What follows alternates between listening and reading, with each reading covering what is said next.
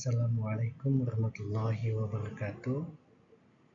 Mohon izin kepada yang terhormat Bapak Syahid Abdullah, SSI MKOM, dosen di Statistik Ekonomi dan Bisnis. Perkenalkan Pak, mohon izin, nama saya Kristianto, mahasiswa S1 Unsia di kelas AK 206. Pada kesempatan kali ini, izinkan saya untuk membuat video presentasi sebagai tugas dari UAS yang saya kerjakan. Untuk pada kesempatan kali ini saya akan mencoba mempresentasikan file yang saya buat, yaitu tentang konsep derek berkala dan ramalan atau forecasting.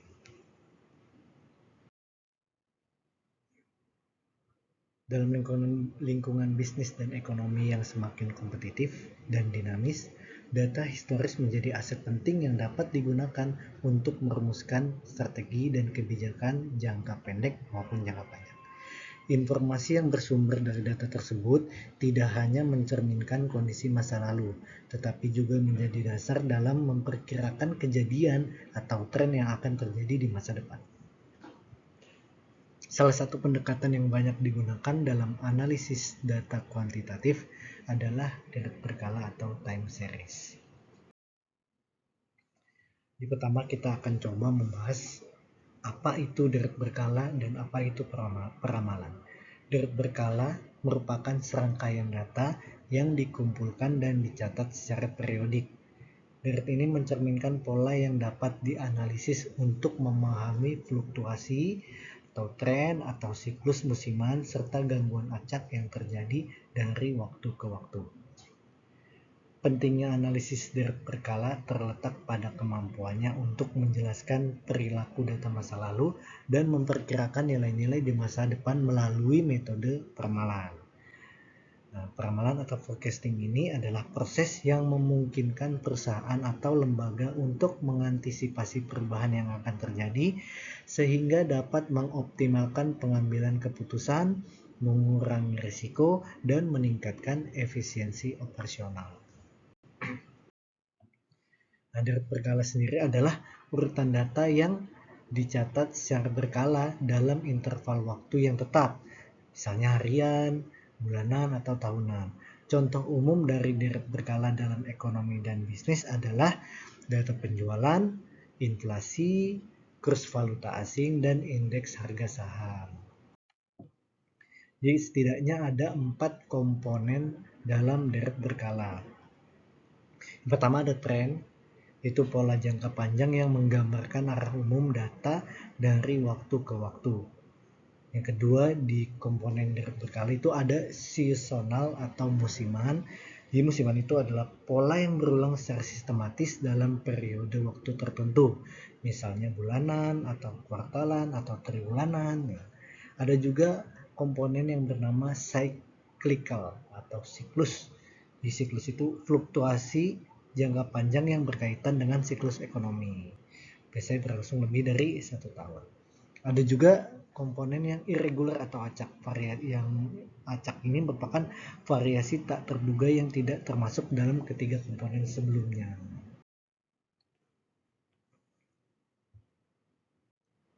Lalu kita coba membahas analisis derek berkala. Analisis derek berkala ini bertujuan untuk memahami struktur data berdasarkan waktu dan mengidentifikasi pola yang dapat digunakan untuk tujuan peramalan. Pertama itu ada metode rata-rata bergerak atau moving average. Jadi metode ini digunakan untuk menghaluskan fluktuasi jangka pendek agar pola tren atau musiman lebih mudah dikenali. Lalu yang kedua, analisisnya dengan metode exponential smoothing. Berbeda dari moving average, metode ini memberikan bobot secara eksponensial, yaitu bobot yang menurun terhadap data lama. Yang ketiga ada model regresi tren atau trend analysis. Itu digunakan untuk memodelkan data yang menunjukkan tren jangka panjang. Lalu terakhir ada model ARIMA atau Autoregressive Integrated Moving Average. Merupakan salah satu teknik yang paling lengkap dan fleksibel untuk peramalan derek waktu. Kita coba membahas forecasting dalam dunia bisnis. Jadi peramalan atau forecasting ini adalah proses memperkirakan nilai masa depan berdasarkan data historis. Dalam bisnis, peramalan berperan penting dalam menentukan strategi produksi, distribusi, keuangan, dan sumber daya manusia. Jadi forecasting ini memiliki peran yang sangat penting dalam manajemen bisnis dan ekonomi karena membantu organisasi mengantisipasi dan merespons perubahan di masa depan. Tujuan utama dari peramalan adalah mengurangi ketidakpastian dalam pengambilan keputusan dengan menggunakan informasi masa lalu untuk memprediksi kejadian di masa depan. Nah, ini tujuan peramalan tadi sudah kita bahas sedikit. Setidaknya ada 5 tujuan forecasting. Pertama, manajemen dalam perencanaan jangka pendek dan panjang. Jadi perusahaan memerlukan estimasi yang akurat mengenai permintaan, penjualan, biaya, dan pendapatan agar dapat menyusun budgeting atau anggarannya, rencana produksinya, dan strategi pemasaran secara efisien. Yang kedua, tujuan dari peramalan ini mengurangi ketidakpastian dalam pengambilan keputusan. Dengan memiliki informasi prediktif, manajer dapat membuat keputusan berdasarkan data, bukan sekedar intuisi. Lalu yang ketiga ada tujuannya untuk meningkatkan efisiensi operasional. Peramalan yang akurat membantu dalam mengelola sumber daya seperti tenaga kerja, bahan baku, dan inventaris secara lebih efisien. Lalu juga bisa untuk menyesuaikan diri terhadap perubahan pasar. Perusahaan dapat lebih tanggap terhadap perubahan kondisi pasar, permintaan pelanggan, atau lingkungan eksternal jika memiliki proyeksi yang baik. Lalu yang terakhir juga bisa tujuan dari peramalan ini untuk meningkatkan kepuasan pelanggan. Dengan peramalan yang akurat, perusahaan dapat menjaga ketersediaan produk dan layanan tepat waktu. Sekarang kita masuk metode peramalan, itu ada 2. Ada kualitatif dan kuantitatif. Untuk metode kualitatif digunakan ketika data historis terbatas atau tidak tersedia, biasanya berbasis pada intuisi, pengalaman, atau pendapat ahli. Jadi ada 3 komponen dalam metode kualitatif itu. Pertama ada metode DLP. Di metode DLP ini menggunakan survei berulang kepada sekelompok ahli untuk mencapai konsensus. Ada juga diskusi panel mengumpulkan opini dari beberapa pakar atau manajer. Lalu juga ada pendekatan pasar, yaitu berdasarkan ekspektasi atau preferensi pasar konsumen. Untuk metode kuantitatif, dia bersandar pada analisis statistik dari data masa lalu.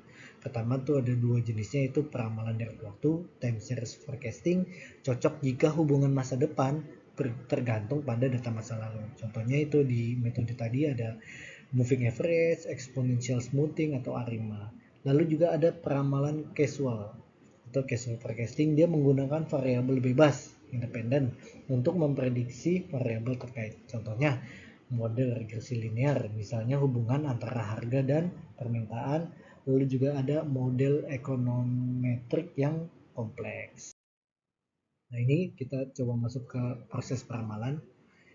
Untuk menghasilkan peramalan yang akurat dan dapat diandalkan, proses peramalan mengikuti beberapa tahapan sistematis, yaitu pertama ada pengumpulan data historis.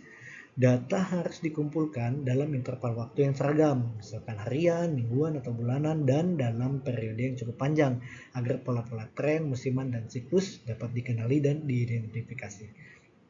Lalu proses peramalan kedua itu pemeriksaan dan pra-pemrosesan data. Identifikasi adanya data outlier, missing values, atau kesalahan pencatatan. Lakukan transformasi data jika diperlukan, misalnya logaritma atau diferensiasi untuk menjadikan data stasioner. Lalu tahap proses yang ketiga itu identifikasi pola dan komponen berkala. Analisis data ini untuk melihat apakah ada tren, musiman, siklus, atau fluktuasi acak. Ini dapat dilakukan secara visual melalui grafik atau menggunakan metode statistik seperti dekomposisi dari waktu. Lalu selanjutnya pemilihan model peramalan yang sesuai. Jadi model peramalan dipilih berdasarkan karakteristik data. Misalnya untuk data dengan tren dan musiman, fall to winters lebih cocok daripada moving average. Lalu proses peramalan yang terakhir adalah estimasi dan uji model. Model diestimasi menggunakan data training dan diuji akurasinya dengan data testing. Teknik evaluasi yang digunakan antara lain bisa mean absolute error, ada juga mean squared error atau mean absolute. Nah, bagaimana aplikasi deret berkala dan forecasting dalam dunia bisnis? Analisis deret berkala dan metode forecasting memiliki peran penting dalam dunia bisnis dan ekonomi modern. Keduanya digunakan secara luas dan oleh berbagai jenis organisasi, baik swasta maupun publik, untuk merancang strategi jangka pendek maupun jangka panjang. Keunggulan dari analisis ini adalah kemampuannya dalam menyederhanakan data historis menjadi informasi yang berguna untuk perencanaan dan pengambilan keputusan. Bagaimana dengan aplikasi di bidang manufaktur? Dalam industri manufaktur, forecasting digunakan untuk menentukan volume produksi, merencanakan persediaan bahan baku, dan mengatur jadwal distribusi. Misalnya, sebuah pabrik sepatu dapat menggunakan metode peramalan musiman untuk memperkirakan permintaan tinggi saat mendekati hari raya atau tahun ajaran baru di sekolah. Dengan data tersebut, perusahaan dapat menghindari kekurangan stok atau kelebihan produksi yang dapat merugikan secara finansial. Lalu bagaimana dengan aplikasi di bidang keuangan dan investasi? Perusahaan keuangan dan investor menggunakan model deret waktu untuk memprediksi harga saham, suku bunga, nilai tukar mata uang, dan inflasi. Model ARIMA dan analisis tren historis sangat umum digunakan untuk memperkirakan pergerakan pasar modal. Misalnya, bank dapat menggunakan deret berkala untuk memperkirakan permintaan pinjaman berdasarkan tren musiman tertentu, seperti peningkatan kredit usaha pada awal tahun atau menjelang lebaran. Bagaimana dengan aplikasi di sektor retail dan pasaran? Perusahaan retail seperti supermarket dan e-commerce menggunakan peramalan untuk memahami pola pembelian konsumen dan mengatur stok barang. Dengan menganalisis data penjualan harian atau bulanan, perusahaan dapat mengidentifikasi barang yang laris pada periode tertentu dan menyesuaikan strategi promosi serta logistik. Aplikasi di lembaga pemerintahan dan ekonomi makro dalam hal deret berkala dan forecasting. Jadi pemerintah menggunakan analisis deret berkala untuk menyusun proyeksi ekonomi, merencanakan anggaran negara, dan membuat kebijakan fiskal dan moneter. Misalnya BPS atau Badan Pusat Statistik menggunakan data deret waktu untuk menganalisis perkembangan PDB, produk domestik bruto, tingkat inflasi, dan tingkat pengangguran dari tahun ke tahun. Jadi deret berkala dan peramalan ini merupakan komponen penting dalam statistika ekonomi dan bisnis karena memungkinkan analisis data historis secara sistematis guna memproyeksikan kondisi di masa depan. Dengan memahami pola-pola seperti tren jangka panjang, fluktuasi musiman, siklus ekonomi, dan variabel acak, pelaku usaha maupun lembaga pemerintah dapat menyusun strategi yang lebih terarah dan berbasis data. Demikian yang bisa saya sampaikan. Kurang lebihnya mohon maaf. Wassalamualaikum warahmatullahi wabarakatuh.